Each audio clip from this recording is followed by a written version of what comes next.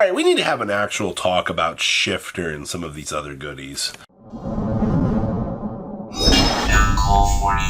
Make sure you guys smash the like, crap out of that subscribe button so you guys don't miss out on more awesome content. Shifter has been this pretty major discussion point ever since, last ban list out here where Shifter was just ruining people's days. It's so unfair. I can activate a singular monster effect out here, and I can just detour your whole strategy. Now, obviously, there was counterplay to this. You did see people citing in things like the one copy of Shifter, so they could actually try to stop it themselves with crossout, but the problem is if I go first and I Shifter you, you can't literally cross me out. Like, that's your problem.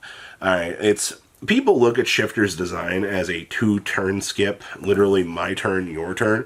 Not having access to that graveyard is crazy. And then when you get into combinations with like the Bysteals being able to bump Shifter out of the graveyard so that we can do the little extra Shifter turns out here, I don't really blame people for looking at this and just being frustrated with it, because Shifter is one of those cards in terms of design that I think at the time that they designed it, they're like, hey, this is going to affect your turn, your opponent's turn, and that's really about it.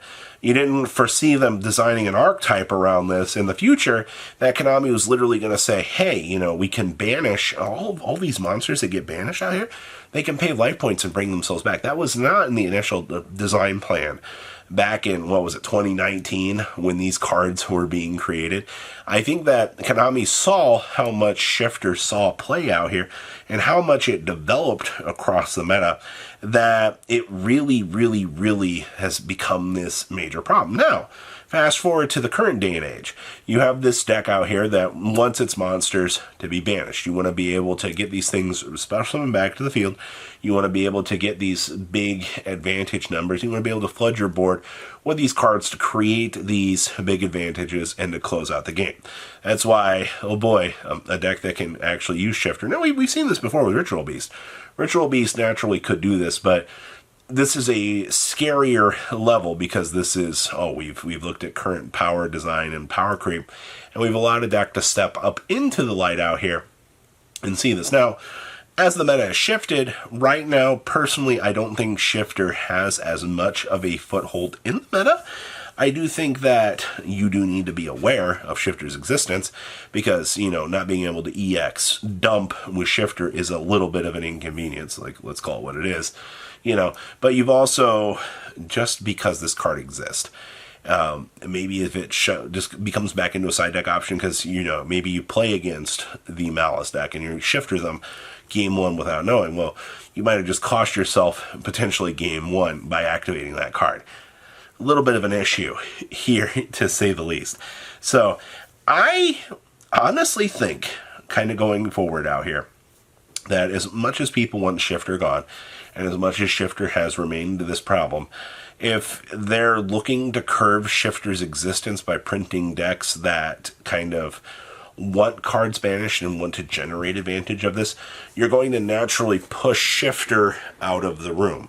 But that does not stop Shifter from annoying the casual, intermediate, competitive player, because, why should a card take away my whole turn, and why should you have a strategy that develops around this? I, too, ask that very same question, and that's very, very, very, very acceptable. I don't blame you for that.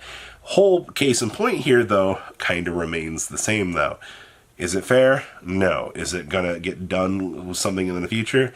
I don't think so. I think Konami they've done this whole mentality of this, and this is just what they're going to do. The Mulcharmies. So, we're heading into 9 Mulcharmies now. I think the most Mulcharmy interaction I have seen from players is 7 in the OCG. And I think it was triple Fulwars, 1 Nihilus, triple Perulia. There might have been a case of 2 Nihilus actually seeing play, but I don't actually think that's been the case. The Mulcharmies, I think, were printed with they were printed with the ability to split apart Max C's unlimited power. Max C just being able to draw 15, 16, 17 cards was ridiculous. In terms of what the Mulcharmies were intended to do, though, they were meant to give you this smaller scale powering of the little taste of what a big maxi can actually do.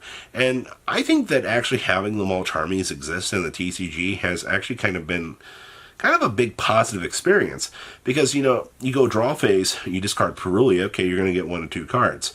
You know, maybe 3 if your opponent chooses to play into it. Meanwhile, you know, if you hit your opponent with a Fool Wars, they're probably just going to make a Dreadnator pass turn, which means you'll kind of get 1 replacement. Also, in the case of activating these cards, you know, you get the cross-out designators out of the hand, which kind of gets the other hand traps potentially rolling at this point. You know, if my opponent crosses out my Fool Wars and I have something like, you know, Imperm or, you know, an Ash to say for a stronger power play, I no longer have to worry about the cross-out because that Mulcharmy ate that blow for me. Going forward, though, I think Nihilus obviously kind of remains the weakest of the Mulcharmies. The ability to special summon from the graveyard and the banishment is a little bit underutilized. Obviously, this depends on how well Malice kind of develops in the future.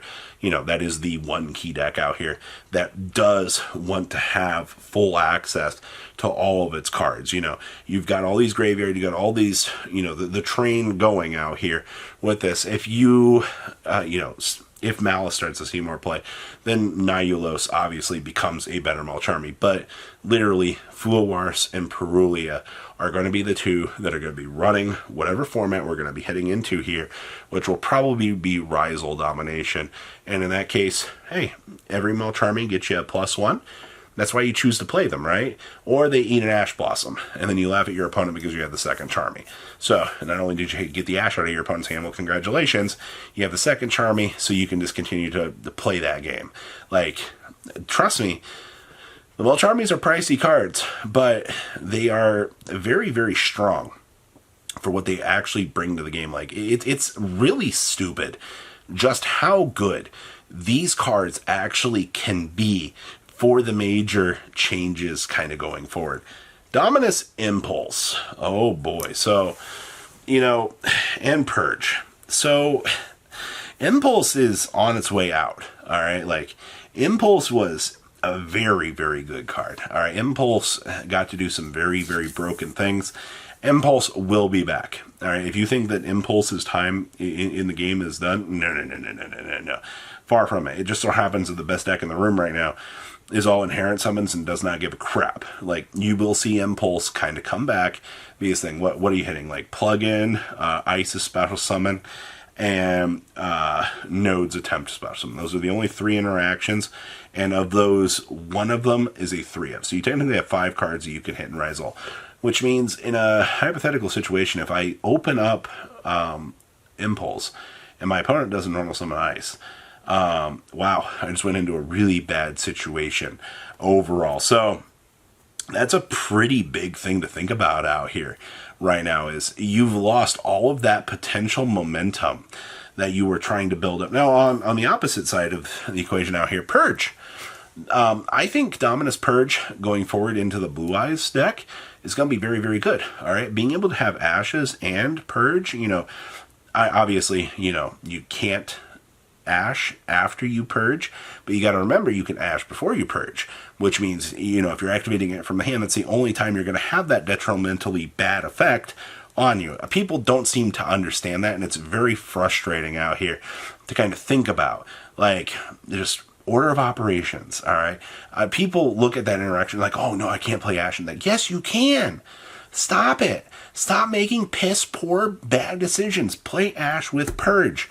All right, we exist in a format right now where you need to see all of these cards in order to play the game. All right, it doesn't matter if they're good or bad. You need cards to stop your opponent from playing the game. All right, that's why you're playing these cards. All right, that's a very major takeaway from this. You have to understand that whole interaction, and until you actually get that, you're going to have issues. All right. Very, very, very important. The Dominus cards, while Impulse is not so good right now, Purge's uptick is about to be very, very strong. So I wanted to make this video because I think a lot of people are going to kind of underestimate a lot of these potentials kind of going forward here. You know, certain hand traps are falling out of favor, certain ones are rotating back in. That's what we're looking at. So please leave a comment down below, tell me what you guys think. I'll see your beautiful faces back here in a day, guys. Peace. Patrons! Thank you!